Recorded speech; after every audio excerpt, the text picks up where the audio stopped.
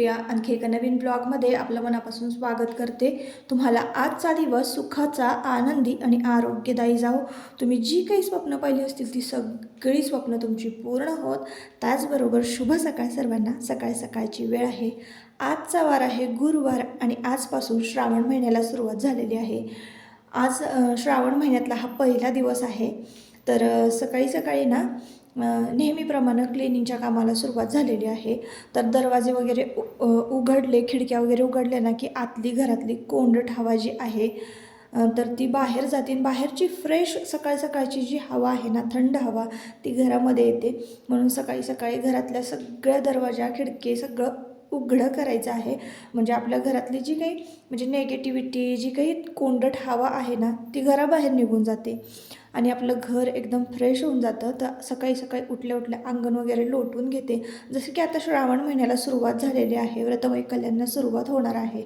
आता उद्या वैभव लक्ष्मीचं व्रत असणार आहे माझं आणि आजचा वार आहे गुरुवार। तर आज मला तसंच बऱ्यापैकी खूप कामं होती, पण त्याआधी ना मला असं उंबरालेपण वगैरे करायचं होतं, उंबरड्याचं पूजनसुद्धा करायचं होतं। आता मुलांची ना शाळासुद्धा होती, आज डबा वगैरे लवकर मी आटपून घेतला होता। आता आजचा विषय असा आहे की बघा, म्हणजे छोटासा माझा हा प्रयत्न आहे आपले विचार बदलण्याचा। तर आज आहे पुण्यश्लोक अहिल्याबाई होळकर यांचा पुण्यदिन।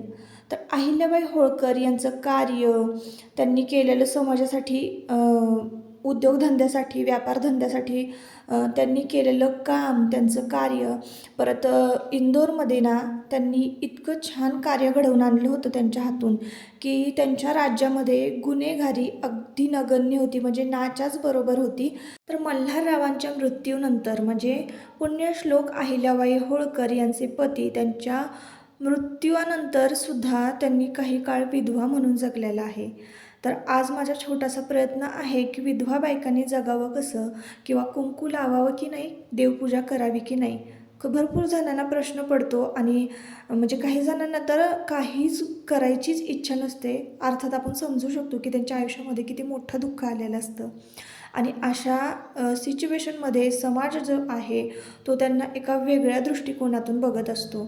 म्हणजे विधवा स्त्रीला म्हणजे कोणीही कसंही बोलणार, मग ती कितीही चांगली वागली, अगदी डोक्यावरनं पदर घेऊन जरी राहिली ना, तरी तिच्याकडे बघण्याचा समाजाचा जो दृष्टिकोन असतो तो खूप वेगळा असतो। म्हणून आपण आहे ना आपल्या मातृभूमीमध्ये बऱ्याच अशा स्त्री घडून गेलेल्या आहेत की त्यांनी त्या उदाहरण आहेत आपल्यासाठी की आपण कसं जगावं। त्यातलं एक उदाहरण म्हणजे पुण्यश्लोक अहिल्याबाई होळकर यांनी त्यांच्या मृत्यूनंतर सुद्धा म्हणजे असे कार्य केलेले आहेत की जे आजही आपल्या लक्षात आहे। त्यांनी व्यापार वर्गासाठी, शेतकरी वर्गासाठी, त्यानंतर गुन्हेगारी जवळजवळ तुम्हाला सांगितलं की नाच्या बरोबरच होती। म्हणजे इंदोरमध्ये त्यांनी खूप चांगले कार्य घडवून आणलेले होते। त्यातलं एक कार्य म्हणजे बघा, त्यांनी त्यांच्या सासू सासऱ्यांनी त्यांना जे स्त्रीधन दिलं होतं, त्यांच्या त्या स्त्रीधनातून त्यांनी महाराष्ट्रातील ज्योतिर्लिंगांपैकी काही मंदिरं आहेत, त्या मंदिरांचा जीर्णोद्धार केला होता त्यांनी त्यांच्या स्वखर्चातून। त्यांना कधीही पैशाचा मोह नव्हता।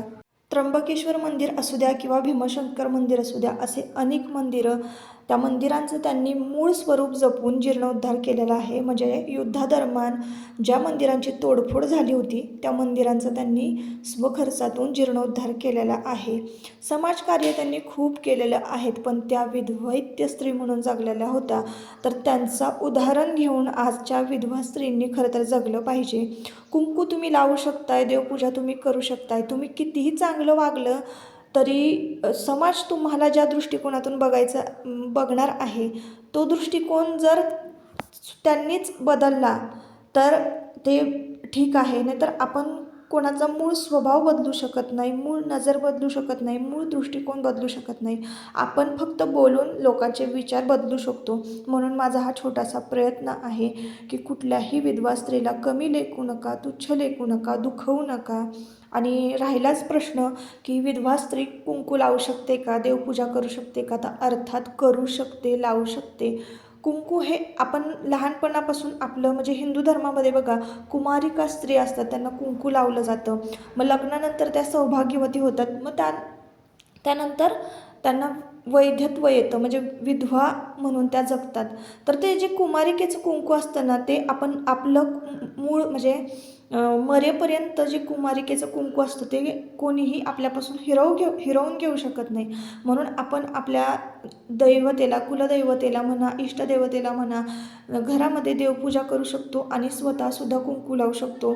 राहिला प्रश्न असा की सौभाग्यवती स्त्रियांनी विधवा स्त्रींना कुंकू लावायचं का, किंवा त्यांच्याकडनं लावून घ्यायचं का? तर अर्थात लावून घेऊ शकतो. आपण आपल्या मनामध्ये असा विचार येतो की विधवा स्त्रीनं आपल्याला कुंकू लावलं तर काहीतरी अपशकुन होईल किंवा ते चुकीच्या गोष्टी असतात. तर हे अजिबात म्हणजे सगळं खोटं आहे. सगळा हा मनाचा खेळ आहे, विचारांचा खेळ आहे. त्यामुळे ना आपले विचार बदला. हळूहळू माणूस हा माणूस म्हणून जगेल, एखादी स्त्री ही स्त्री म्हणून जगेल, एवढंच मला सांगायचं आहे. तर चला, आता खूप सारी कामं झाली. आता मला असं वाटतं आहे की मी जे पण काय बोललेलं आहे किंवा ज्यांचं मी उदाहरण दिलेलं आहे तुम्हाला, की ज्यांना पुण्यश्लोक ही पदवी मिळालेली आहे, म्हणजे ज्यांचं नाव जरी घेतलं तरी आपली वाणी पवित्र होते, आपल्याला पुण्य प्राप्त होतं, अशा ह्या अहिल्याबाई होळकर यांची आजचा पुण्यदिन होता. म्हणून एक छोटीशी गोष्ट तुम्हाला मला सांगावीशी वाटली, शेअर करावीशी वाटली. आणि माझ्या ह्या छोट्याशा म्हणजे बोलण्यातून म्हणा किंवा छोट्या ह्या विचारातून मोठा बदल घडेल, असं घडला तर खूप चांगलं होईल. एखाद्या स्त्रीनं जरी स्वतःहून खमकी झाली किंवा नाही मी हे सगळं करू शकते असं जरी ठरवलं ना, तरीसुद्धा माझा हा व्हिडिओ आहे ना सार्थकी लागल्यासारखा आहे.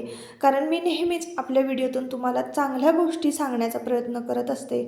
जगावं कसं, राहावं कसं, विचार करावा कसा, हे सगळं सांगत असते. तर चला, आता मग भरपूर आजची कामं झाली माझी तुमच्याबरोबर बोलता बोलता. जसं की आज श्रावणातला पहिला दिवस आहे, रांगोळी काढून झाली, उंबराले पण झालं.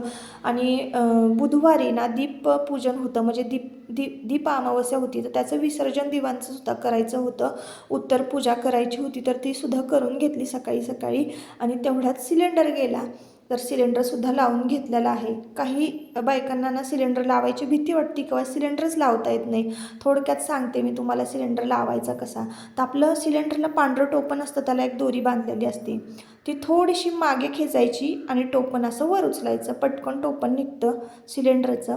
आणि मग त्यानंतर रेग्युलेटरला खालची जी रिंग असते ना, ती वरच्या बाजूला प्रेस करायची आहे बोटांनी आणि रेग्युलेटर खाली दाबायचं आहे, म्हणजे बरोबर आपल्याला सिलेंडरचं रेग्युलेटर जे आहे ते पॅक बसतं.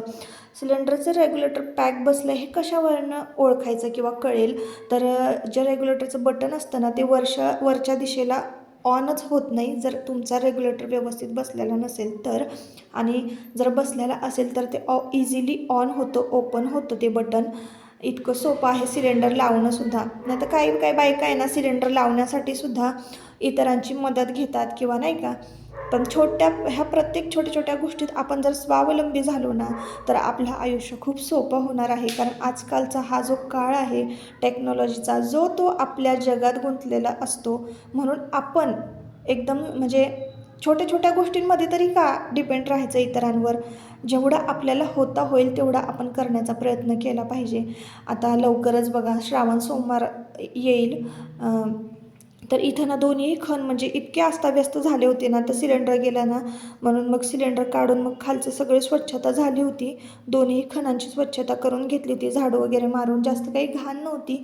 आता किचन कट्ट्याखालचा एरिया ना पूर्ण माझा स्वच्छ झालेला आहे. आणि कालच म्हणजे या व्हिडिओच्या आधीच तुम्ही बघितलं होतं की पुढचा जो भाग आहे किचनचा तो सुद्धा स्वच्छ झालेला आहे. सगळे आपले भांडे वगैरे सुद्धा घासून झालेले आहेत, फक्त थोडेफार डबे घासायचे राहिलेले आहेत. तर आता इथं मी ना दीपपूजन म्हणजे दीप अमावस्या होती, त्याचं पूजा मांडलेली होती, ते विसर्जन केलेलं आहे त्याचं. म्हणजे उत्तर पूजा करून घेतली, दिवे वगैरे जागच्या जागी ठेवून दिले घासलेले, आणि आपली आजची पूजा करून घेतलेली आहे गुरुवारची.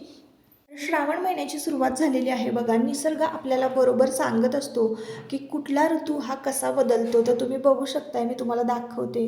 भर उन्हात पाऊस पडतोय, म्हणजे बघा श्रावणामध्ये ना ऊन सावलीचा खेळ चालू होतो आणि सोबतच रिमझिमसुद्धा असते पावसाची. तर बघू शकताय किती छान एकदम असा बारीक बारीक बारीक बारीक पाऊस पडतो आहे आणि त्याचबरोबर ऊनसुद्धा पडलेलं आहे. समोर शेती आहे ना, शेतीमध्ये पेरलेले आहे, त्याच्यामुळं सगळीकडे असं छान हिरवंगार दिसत होतं आणि उन्हात पाऊस पडताना बघून का नाही खूपच भारी वाटतं. बघा तुम्ही किती बारीक बारीक छान पडतो आहे. तर अशा पद्धतीनं बघा, श्रावण महिन्यातील पहिल्या दिवसाची सुरुवात झाली होती. आज श्रावण महिन्यातील पहिला दिवस होता आणि इतक्या दिवस ना मला हा व्हिडिओ म्हणजे एडिट करायला वेळच मिळाला नाही, म्हणून तुमच्यापर्यंत पोहोचायला उशीर झाला. आता जसे जसे व्हिडिओ पटापट एडिट करेन मी आणि व्हॉइस ओव्हर करेन तसे तुम्हाला मी लगेच शेअर करणार आहे. तर आता इथं ना एका कस्टमरची अर्जंट होती साडी, तर ती मला द्यायची होती पिको फॉल करून.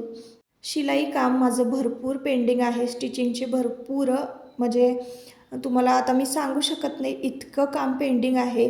मग ते गणपतीच्या डेकोरेशनचे पडदे असू देत, तोरणं असू देत, ब्लाऊज असू देत, खूप खूप काम पेंडिंग आहे. त्यातल्या त्यात या पिको फॉलच्या साड्या अर्जंट येत असतात. आता मी पिको फॉलच्या साड्या तर घ्यायचं बंदच केलेलं आहे, कारण हेच काम मला आठवत नाही आहे. तर चला मग आता आजचा व्हिडिओ असा होता. या व्हिडिओचा आता इथंच एंड करते. परत आपण पुन्हा भेटूया नवीन एका ब्लॉगमध्ये.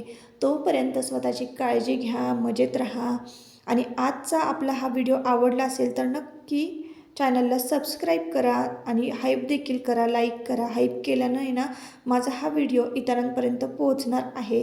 तेवढीच तुमची छोटीशी मदत लोकांचा विचार बदलण्यासाठी, कारण या व्हिडिओमध्ये मी कुठली रेसिपी वगैरे नाही शेअर केलेली, फक्त एक छोटासा विचार मांडलेला आहे की समाजातल्या विधवा स्त्रीला आपण कुठल्या दृष्टिकोनातून बघायला पाहिजे किंवा आपण तिच्याशी कसं वागलं पाहिजे. तर चला भेटूया नेक्स्ट ब्लॉगमध्ये. Bye bye.